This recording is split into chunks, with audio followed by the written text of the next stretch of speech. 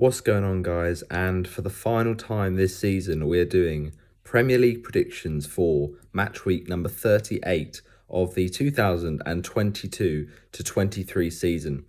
It's been a long season, and at some point this summer, I don't know when, but at some point I'll try and get out a video reacting to my pre-season predictions for the Premier League because I'll be honest, they were an absolute shambles and it didn't go well. It didn't also go well for my championship predictions, but we got a couple of positions there. We did have Watford in the automatic places, and that went down the pan 11th place. Meanwhile, Luton get promoted with the old Watford manager, so couldn't be worse for the Watford fans, but that's the way predictions can go. They can blow up sometimes. But yeah, in this video, I'll do a brief match week 38 roundup of my predictions for the final day of the Premier League that kicks off today, of course, and it's going to be a really interesting one for sure. I'm fascinated to see the way these games go because although there is not as much to play for this season for the final day, it's a bit more anticlimactic. There are still some fascinating matchups and a few big games when it comes to the relegation battle. So let's get straight into it. So we kick things off with the match between Arsenal and Wolves. Now, what a season it's been for Arsenal. They would have just hoped for top four at the start of the season, but to know that they pushed Man City most of the way for the title is a fantastic achievement for that young Arsenal squad under Mikel Arteta, who, although they did fall short in the last kind of six or so games, City's squad is a joke. Arsenal did bottle it, unfortunately, but that's still a great squad and they'll go again next season. And ultimately, even if Arsenal don't win the league, Arteta's got to be commended for his amazing work he's done. After that Arsenal team seemed to slip away from that top four and finishing fifth last season, it was a really hard end to the season. So for them to have this season they've had is so commendable. I mean, Bukayo Saka, Gabriel Martinelli, Martin Odegaard, you've got Eddie Nketiah, who for a brief spell had a good period whilst Gabriel Jesus was out injured. Jesus not got as many goals as I think people thought he would have done, but he's had good spells as well. And you look at Ramsdale, he's had a good season, a couple mistakes, but a couple wonder saves. Gabriel as well. Saliba's obviously been a big miss for Arsenal during the run-in. And the kind of midfield of Xhaka and Partey has been fairly good for Arsenal. But the signing of Trossard was really important for Arsenal to have a bit of competition. And Jorginho has also been a bit of an interesting signing. So, look, Arsenal's season has been really impressive, but they have fallen away when it's ultimately mattered. And now they go into this game against Wolves off the back of that loss to Forest, which was just so disappointing. That's not how you want to surrender the title. The Taiwo Awoniyi goal, a bit fortuitous in the way it came about, kind of slid from Gabriel or deflected back onto Awoniyi, but ultimately, sorry about this, we're left in the dark there. Just a bit like Arsenal's fans when they thought they were going to win the title, eh? Hey, no, to be fair, but I honestly think Arsenal, they'll end the season on a high note, even if their season isn't what they were hoping for with the way it was going well. I just think it's a shame, but this Arsenal team will want to end the season on a high. And at the Emirates, they've been so good most of the season. Wolves, on the other hand, Lopetegui's come in. They were in big trouble under Bruno Lage. So Lopetegui's done a fantastic job to get them over the line. And they've been safe for quite a few weeks now. But they still haven't scored many goals. I mean, Diego Costa was a bit of a failed experiment. Ultimately, though, a few big players did step up, the likes of Ruben Neves, who's been a legend of that club for so long. Also, you've got people that come in like Mario Lemina, who's, to be fair, he's not been too bad. And also, you've got Mateus Cunha as well. So a few good players there, but he'll want to just rebuild that squad to make it his own for next season. But I think Wolves, they have very little incentive. They've just had a very kind of like meh season. They've done enough to stay up. Arsenal, though, they want to commend their fans for the great support they've shown and, to celebrate what's been ultimately a fantastic Arsenal season that they'll be hoping they can push on from. So for that reason, I think Arsenal, they usually score lots of goals, even when they have nothing to play for on the final day. I mean, last season, 5-1 victory against Everton with Odegaard on the score sheet, Nketiah on the score sheet, Gabriel on the score sheet. And talking of Gabriel, he does score often against Wolves, and he's scored in the away game last season and also in the home game the season before in this fixture. So watch out for the Brazilian in set pieces. But I think Arsenal do get the 3-0 victory on the day. Goal scorers for the Gunners will go for the first Arsenal goal comes from Gabriel Jesus. The second Arsenal goal, though, will be Granit Xhaka. What a moment to say goodbye to the Arsenal fans. And another poetic goal, the third Arsenal strike, Kieran Tierney, who looks like he could be off to Newcastle United. All right, let's move on to the Aston Villa-Brighton game. Now, aside from that Arsenal one, which has nothing to play for, really, this does have something on the line because Aston Villa are looking to try and get Europa Conference League. Arsenal, whilst they secured Champions League football, Aston Villa at one point thought they were going to be in the Championship, let alone the Champions League. So it's been a fantastic job Unai Emery has done to steer them away from danger after a bad start to the season from Steven Gerrard. And ultimately, they are now pushing for Europe under Unai Emery. What a player, Ollie Watkins has become this season. He's really gone on leaps and bounds. And Brighton this season have been even better. They've secured Europa League football. And, with Graham Potter, they sacked him and De Zerbi comes in and does even better. You just have to commend this guy. What a manager, Roberto De Zerbi, one of the managers of the season, no doubt. And Brighton have now succeeded in their goal. Europa League football is a fantastic achievement. But Villa know that if they can win this and results go their way elsewhere in the Tottenham game and the Man City game, then this could be key for their hopes of a Europa Conference place. And, Unai Emery's got such a good record in Europe. So I think Villa will have more incentive and therefore get the victory. 2-1 on the day at Villa Park. Obviously, Villa did get the win in the opening, the reverse fixture with Danny Ings, the ex-Villa player, of course, now at West Ham, who's going to be facing a Europa Conference final, of course, in 10 days' time after this game. So, look, ultimately, it's a big, big result needed for Villa, but they'll go for it. It's going to be a birthday goal to start off with from Jacob Ramsey. Yeah, and then Aston Villa scores a second strike, this time through a bit of John McGinn. And then Brighton pull back a goal late on in the game through Alexis McAllister.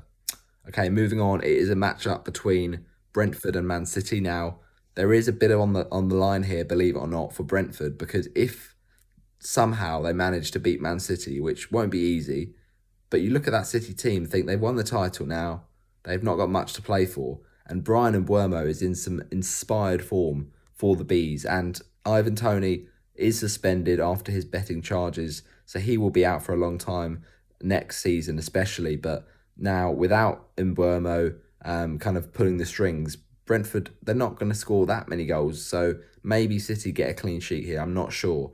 I just think they are going to want to have a strong team and rhythm going into those two big finals in the FA Cup against Manchester United and the Champions League against Inter Milan. So Pep's not going to completely change his team here, but I think Brentford are going to go and say, we might as well go for it. City have got their eye off the prize in the Premier League with another title wrapped up after that win against Arsenal for Nottingham Forest. So, it was a great City season. They did what they always do, which is around April time, just go into a different gear and they just absolutely blow the competition out of the water. So I think fair play to them for that title. They certainly did deserve it. And I got it terribly wrong with my prediction. I said Liverpool. So it just shows how far off some predictions can be. But I think Brentford will at least put a challenge in for City here. City won the game at the Brentford Community Stadium last season, but they didn't win the reverse fixture. That was Ivan Toney, who of course is going to be banned. So I think Brentford 1, Man City 2, and a man who scored in the reverse fixture last season in this game at the Brentford Community Stadium was Phil Foden. I don't think he'll score this time though. I think first goal scorer for Manchester City will be Erling Haaland. Who else? He's chasing down Dixie Dean's record of 60 whatever goals. It's a crazy stat.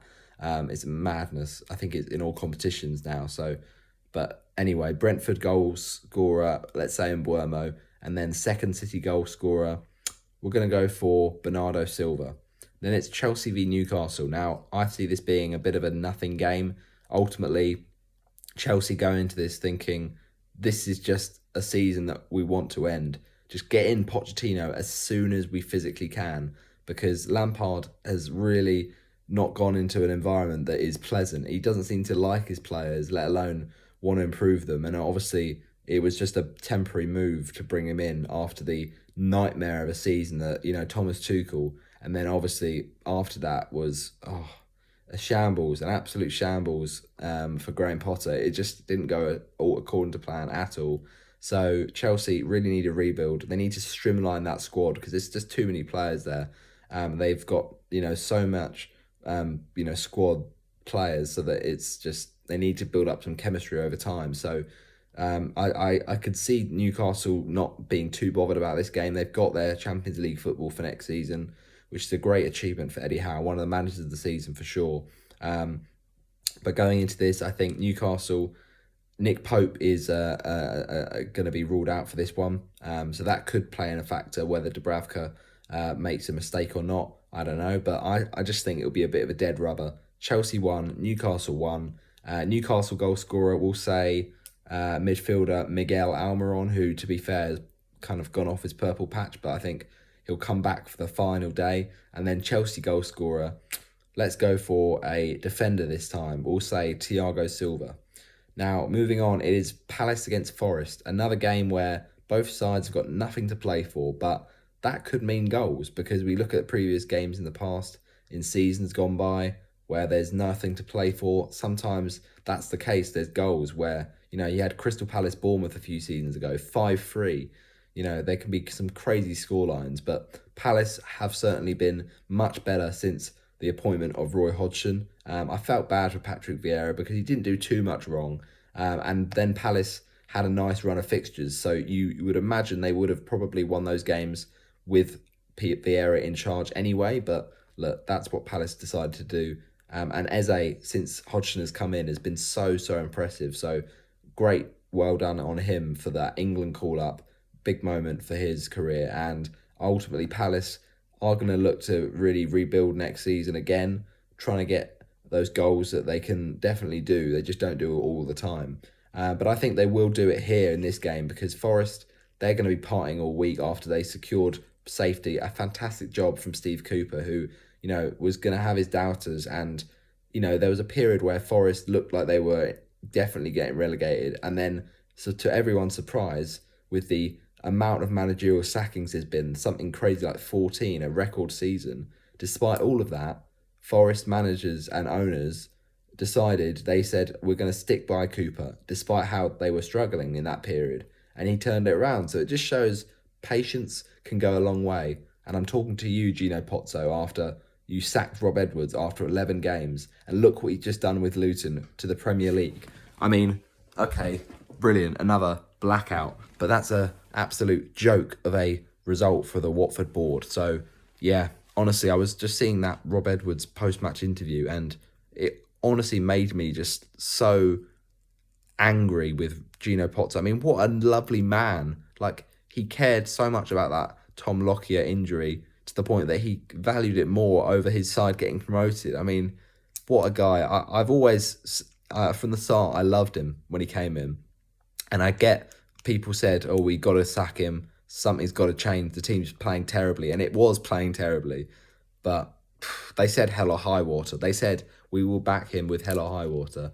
And 11 games in, and they were like, nope, we're just going to go back on our word and be trigger happy. No respect, honestly. But going back to what I've kind of was talking about, I went off on a bit of a tangent about Rob Edwards there. No, generally, though, they put in great faith in Steve Cooper, and Forest have been pretty bad away from home, but they've just done enough at home to score the goals, so fair play. I'll say, though, Palace win this one, I think, because they've just been in good form, Crystal Palace. 2-0 on the day with goals from Odsonne Edouard, and then the second Crystal Palace goal, we'll go for a bit of Tyrick Mitchell. Then it's Everton v Bournemouth, and I think this is going to be a big game at Goodison Park because Everton know that all they have to do to save themselves from relegation is win this football match. Now, if you'll remember rightly, last season they had a home game against Palace that they needed to win to confirm safety, and they were 2-0 down. They came back to 3-2, and one man in particular, Dominic Calvert-Lewin, saved the day. Well, he's not going to be fit for this one, so they need someone else to step up to the plate. Is that Neil Maupay? Is that Dwight McNeil, who, of course, scored a couple in that amazing shock 5-1 win against Brighton? So Everton need to score goals here. But Bournemouth, they're not a bad side. I know they have been on the beach because they saved themselves a few weeks ago, but they're no terrible team, Bournemouth. So with Everton's lack of goal scoring across the season, despite recent shock results, I feel like this could be cagey. Maybe I'm wrong, but I'll say 1-1. I think that might be a bit of a bad result for Everton. But with what I go on to predict, it might be either way. We'll see who stays up. Everton 1, Bournemouth 1. Bournemouth goal scorer, I'm going to go for the fullback that goes by the name of Adam Smith. He actually did score a goal at the Vitality in this fixture back in the 15-16 season. An absolute banger of a goal outside of the box, right-footed, and into the top left corner in off the post. And then the Everton goal scorer, I think, will be a bit of an underdog, but Abdoulaye Doucouré. I say I'm an underdog. He's their best player, ex-Watford. No bias involved here. Leeds Tottenham is next. Huge game because it's not just big for the relegation zone, but it's also big for the Europa Conference. Now, Spurs have had a shambolic season, got through way too many managers. I mean, Antonio Conte, just not right at all most of the season. Then they bring in Stellini. He gets sacked as well. I mean, it's just a shambles, an absolute shambles. And Ryan Mason to end the season, I don't know why they ever thought that would be a good idea. But look, they need a new manager. Who would want to go to them? I don't know. But ultimately, it's a shambles. And Spurs have only got one man to thank that it's not been a relegation form season, and that's Harry Kane. Harry Kane still hunting down the Alan Shearer 260 goals and 28 goals in a season where Spurs have been terrible is just unbelievably good. So fair play, Harry Kane. He's just their outright best player, and every week it's the Harry Kane show. So let's see if he can drag them through this game. But Leeds have got to go all out. They've got to win. It's as simple as that. They cannot afford to not win this match. So they're going to try and be conservative at the start, I would imagine, because they know that if they play that high line against Spurs, they could really get punished. You look at the way Southampton did that previous seasons, and they hit 6 Tottenham. So they've got to be careful, Leeds. But I think this is going to probably be the highest scoring game of the weekend. I just see both these teams, one of them has got a lot to play for with safety. The other has got great scorers in behind. So I'm going to say Leeds United to win this, though, with a huge result for the man who always finds a way to keep teams up, Big Sam. I say always. West Brom didn't happen for him in 20-21, but I think 4-3 to Leeds United. What a game. Now, there'll be a lot of twists and turns to sum up the dramatic final day, but Spurs take the lead through Harry Kane. Who else on the final day? Then Leeds get an equaliser through Jack Harrison. Then Spurs go back 2-1 ahead, and you think, oh, okay, it's all over. Son Heung-min with the goal. But then, amazingly, it's 2-2 for Leeds, and the second Leeds United goal, Luke Ayling. Then Leeds go 3-2 in front. Yeah, 3-2 in front. What a turnaround. And this time it's a strike for Leeds United from Wilfred Gnonto. But then it's 3-3 to Tottenham. And Tottenham, their third goal comes from Danjuma. And finally, Leeds get a late winner. And it's actually an own goal from Clement Longley. But that's how it finishes. 4-3 to Leeds. A huge result. And I think I said a draw in the Everton game. So let's see what I predict in the final relegation rumble match, because that is Leicester-West Ham. And Leicester know going into this, they also just need to win. It's as simple as that. You've got Leicester City on 31, you've got Leeds on 31, and you've got Everton on 33. But of course, Leeds' goal difference is much worse. So it's unless there can be a win or a kind of draw for basically what needs to happen for Leeds to stay up is for them to beat Spurs, which might not happen, but also mainly they need Bournemouth to beat Everton. So in this scenario, maybe Everton still stay up. But looking at this, I mean, obviously two teams have to go down. So I would still say Leicester City 1, West Ham 3, because despite West Ham having that Europa Conference final to contend with, I just think Leicester defensively all season they've been terrible, and I think that's going to ultimately pay dividends. And it's a shame, they were title winners in 7 years, and from that to relegation is just the biggest fall of grace, and it's so sad. But they've just not been run properly this season. They've not been, unfortunately, the right finance. I mean, I don't know what's gone on behind the scenes, but it just seems like they haven't had any money to make transfers. And, letting go Schmeichel was a tough decision to make. You understand why they did in a way, because he was there for so long, but it meant that the kind of heart of Leicester was taken out, and they were struggling for kind of to get back their identity. So I don't know, it's a really tough season on Leicester, and a tough season for those Foxes fans. But even though the phrase is Foxes never quit, I just don't think this Leicester side have got it in them. Despite a good point up at Newcastle, I think their defence is not going to be that good again, that lucky again, conceding 23 shots and somehow clinging on. So Leicester City goal scorer will actually start the game positively. They'll think, yep, this is it, we can do it. And it's a last dance, a last hurrah for Jamie Vardy to score. But then West Ham hit hard with two goals from Jared Bowen. And then the other goal for West Ham United comes in the day from Pablo Fornals. Then it's Manchester United Fulham.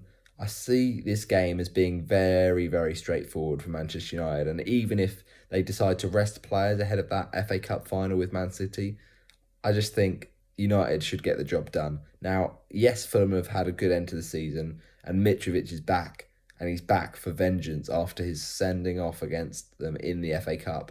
Did score in that game as well, don't forget. So there's a chance Mitrovic causes Manchester United havoc here, but I still see this as a clean sheet. United defensively have been so good at home, and that away clean sheet, wipeout for them, the clean sheet wipeout against Chelsea was, a very rare occasion they'd conceded at Old Trafford. So I think United will just about get the victory 3-0 in the end. I say just about, fairly comprehensive, but United goal scorers will go for Rashford, then a second United goal for Sancho, and then the third United goal, Garnacho.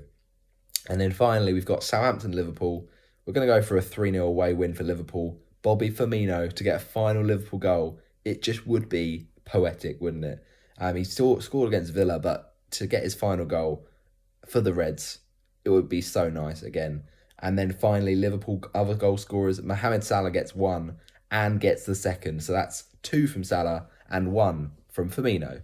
Those are my predictions for match week number 38 of the 2022-23 season. That's the season, done and dusted. So it's 3 points for the correct result, 7 for the scoreline. Kicking off all at 4:30 today. So get your score predictions in ASAP. Goodbye.